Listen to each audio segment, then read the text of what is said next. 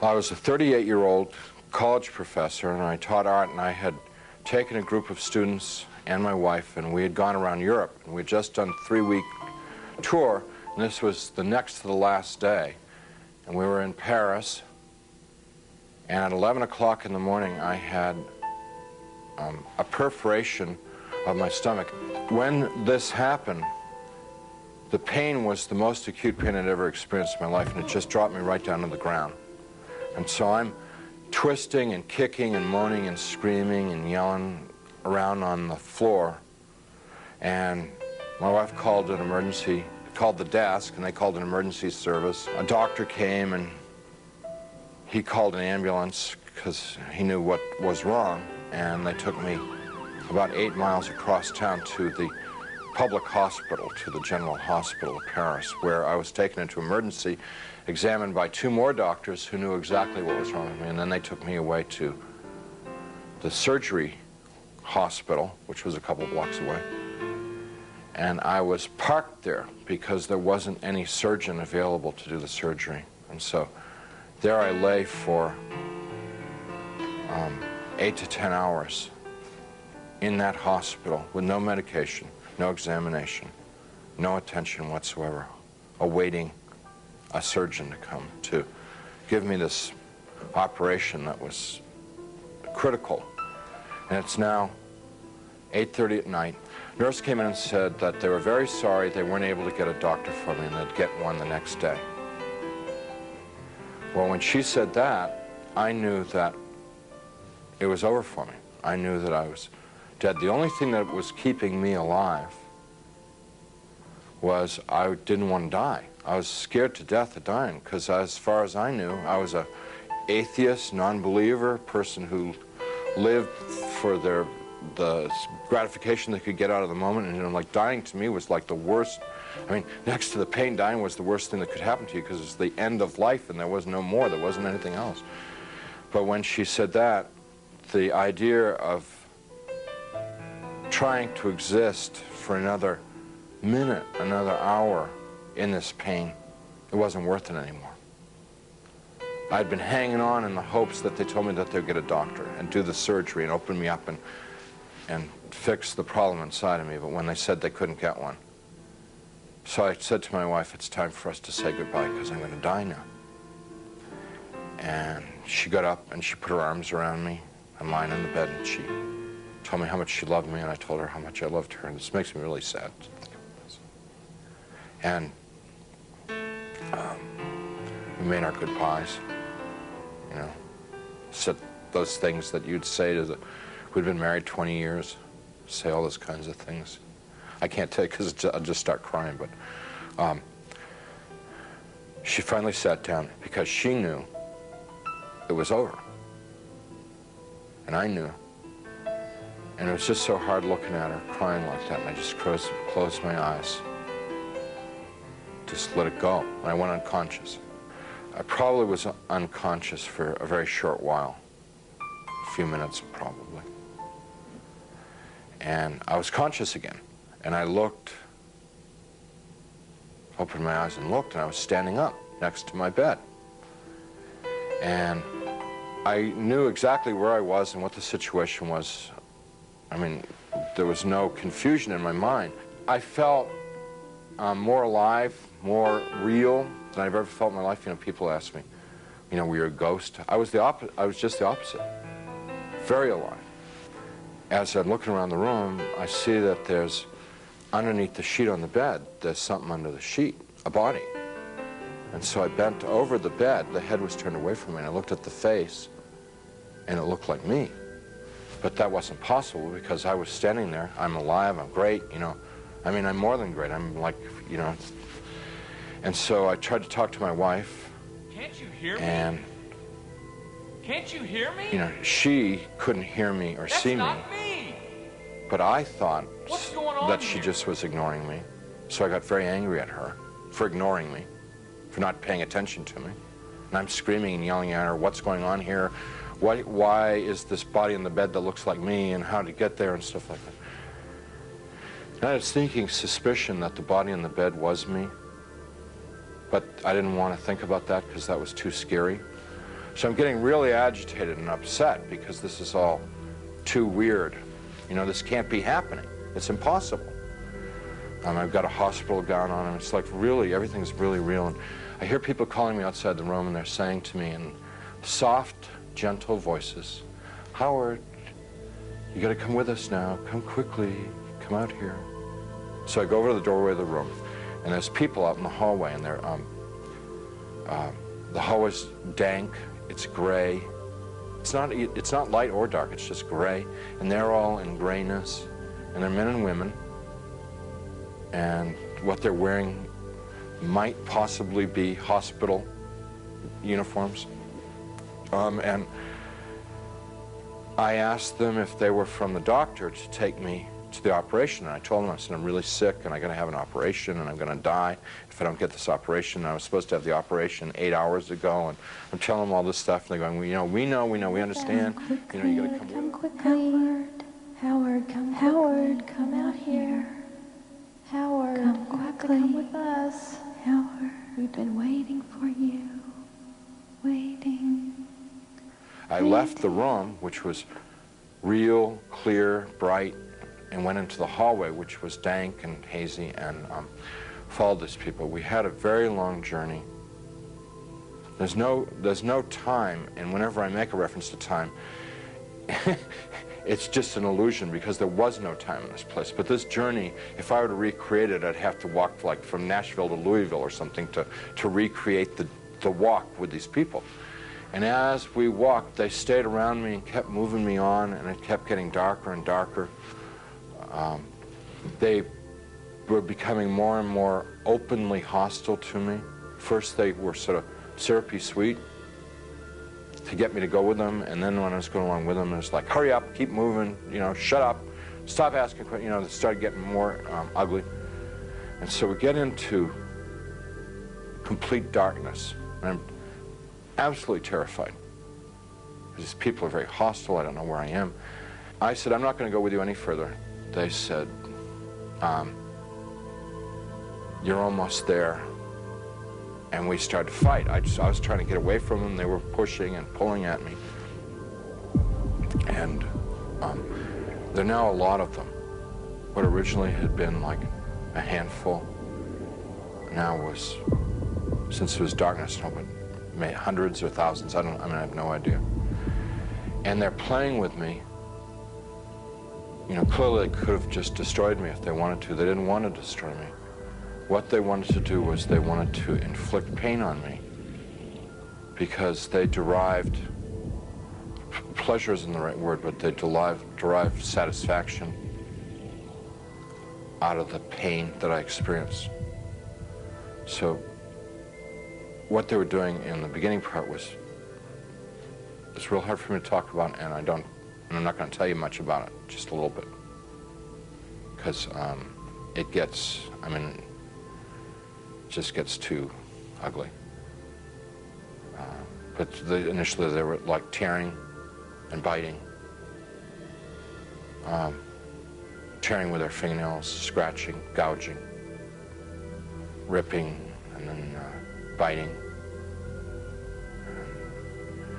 Trying to defend myself, trying to fight them off, trying to get away from them, but it's like being in a beehive. Just hundreds of them all over me.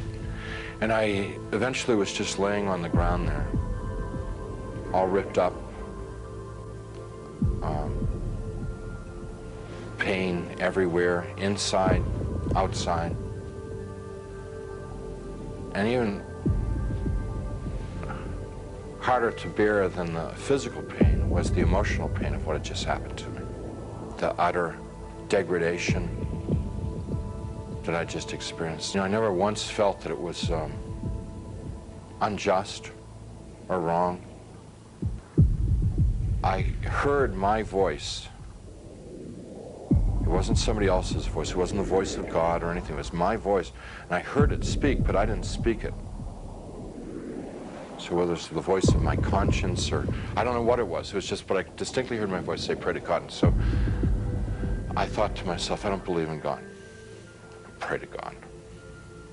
And I'm thinking, even if I could pray, I don't know how to pray anymore. I haven't prayed.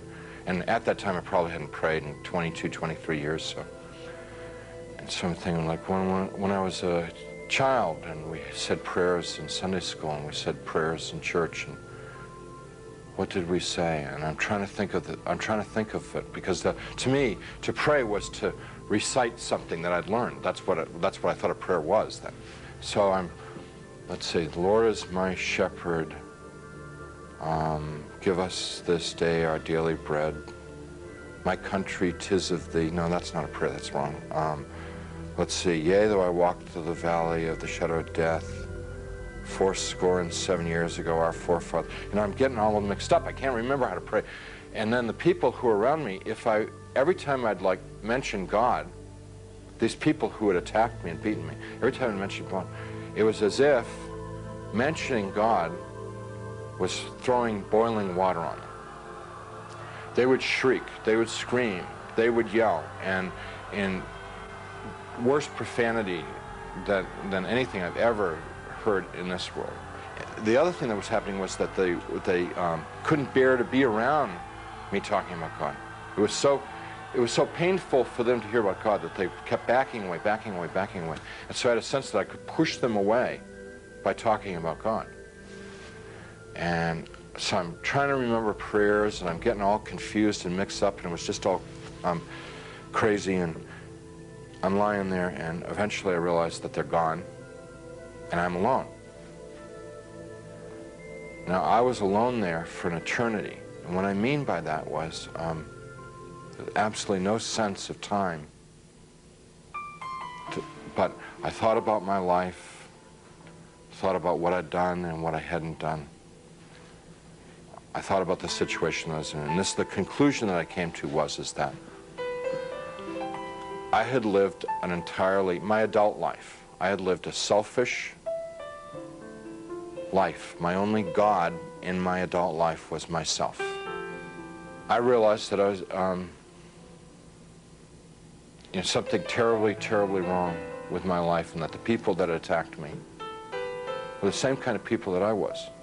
They were not monsters, they weren't demons. They were people who had missed it. The point of being born and being alive in this world. They'd missed it, and they'd lived lives of selfishness and cruelty. And now we're in a world where there was nothing else. There was nothing but selfishness and cruelty, and they were doomed to inflict that upon each other and upon themselves, probably forever and ever and ever and ever, without end. And now I was a part of it. And it seemed like, although I didn't want to be there, it seemed like probably the right place for me to be. There was a sense of like, this is what I deserve, because this is what I lived. You can't imagine how emotionally painful that was. And I'm lying there for time without end, thinking about my fate. And in the back of my mind comes up an image of myself as a child, sitting in a Sunday school classroom, singing, "Jesus Loves Me." I could hear in my mind, "Jesus loves me, la la la. Jesus loves me, la la." And as I recalled myself singing it and I could hear myself as a child singing it. More important than anything else was that I could feel it in my heart that there was a time in my life when I was young and innocent, when I believed in something good, when I believed in something other than myself, when I believed in someone who was all good, all powerful, who really, really cared about me. And I knew that I wanted that back, that which I had lost, that I'd thrown away, that I'd betrayed. I wanted that back. That I didn't know Jesus, but I wanted to know Jesus. I didn't know his love, but I wanted to know his love. I didn't know if he was real, but I wanted him to be real. I mean, this was all just because I trusted that there was a time in my life that I had believed in something, and that I knew, I had known once as a child that it was true, and I wanted to trust that it was true. So I called out into the darkness, Jesus, please save me.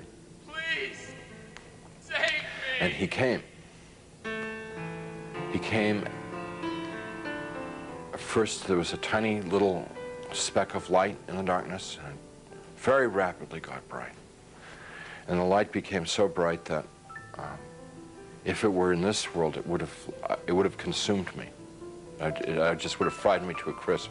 But it wasn't at all hot or dangerous there. The light just came upon me, and he reached down. He was in this light, and he reached down out of this light and gently started to pick me up. And in his light, I could see that I was gore and filth and wounds all over. And I looked like roadkill. And he's gently putting his hands underneath me and very tenderly picking me up. And as he's touching me, everything just goes away. All the wounds, all the pain, all the dirt, it just kind of like evaporated away. And I'm like whole and healed. And inside,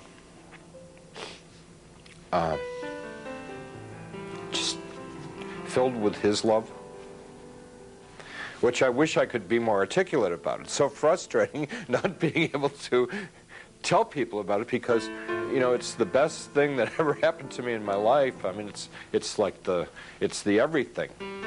You know, it's the all of life is to know that love. And, you know, I get to it and I just can't describe it. I can't convey it to you. So he's holding me and embracing me, rubbing my back like a father would his son, like a mother would her daughter, just gently rubbing my back. And I'm bawling like a baby, out of happiness. I mean, like the release, you know, having been lost and now been found, having been dead and now brought back to life, you know. And he's carrying me out of there. Up, we just go. Out, gone. And we're moving towards a world of light, and I began to have thoughts of tremendous shame that I've been so bad.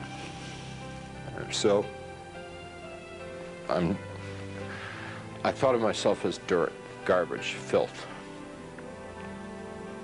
And I thought to myself, he's made a mistake. I don't belong here. He doesn't want me.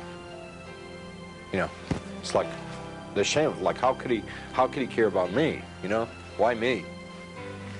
I'm bad.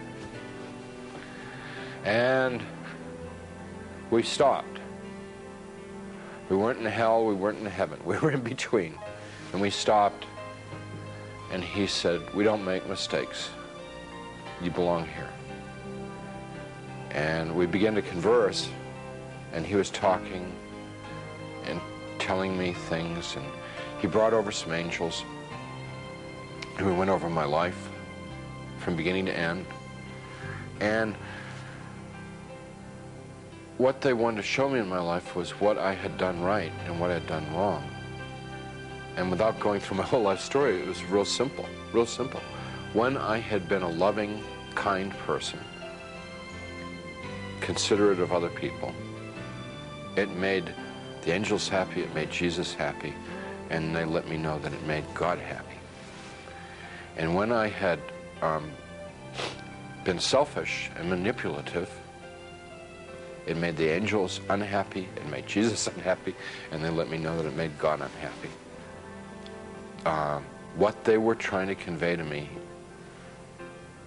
in a nutshell, was my whole purpose of my existence had been to love God, love my neighbor as myself. That's why I had been created. That's what I was in this world to do and to learn. And I had failed. They told me that I had to come back to this world And I got real upset because I wanted to go to heaven. What they told me about heaven, it's like the most fun, most interesting. I mean, it's the most wonderful place. I mean, everybody would want to go to heaven, and I wanted to get there. And they said that I wasn't ready, I wasn't fit, that it wasn't my time to go to heaven. It was my time to come back to this world and try and live the way that God wanted me to live, the way God had created me to live in the first place. I told them, Jesus and the angels, that I couldn't live in this world without them.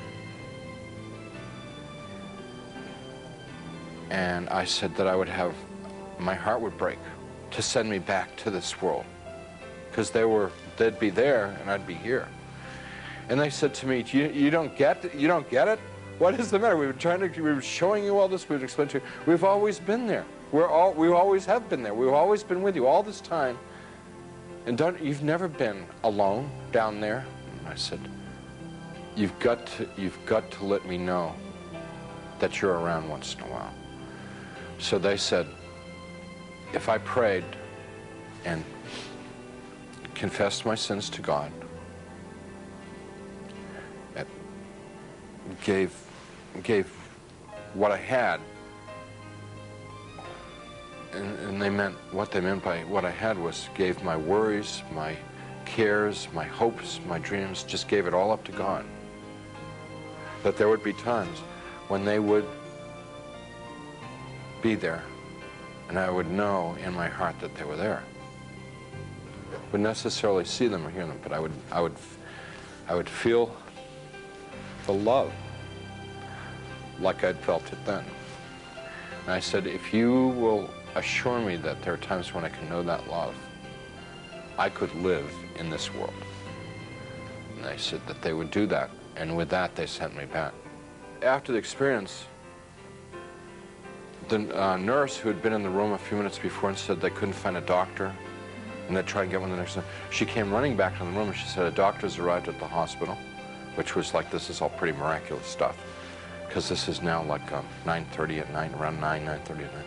She said, doctor's arrived at the hospital and we're going to have do surgery on you right away. And some orderlies and people came in and they threw my wife out of the room. And it's very disturbing because I was trying to tell them and I wanted to tell my wife what had happened to me. So when I passed my wife in the hall on the gurney on the way to the surgery, I said, everything's going to be great. And she just started bawling because she thought like that was like a dying man, you know. You know. Strange thing about the experience is the memory hasn't dulled at all. It's real intense. And I don't know, it stays intense. And I believe that one of the reasons that God gave me this experience so that I would have an opportunity to share it with someone. I don't know who, I never know who, but I would have the opportunity to share it with somebody so that it could be of help to them.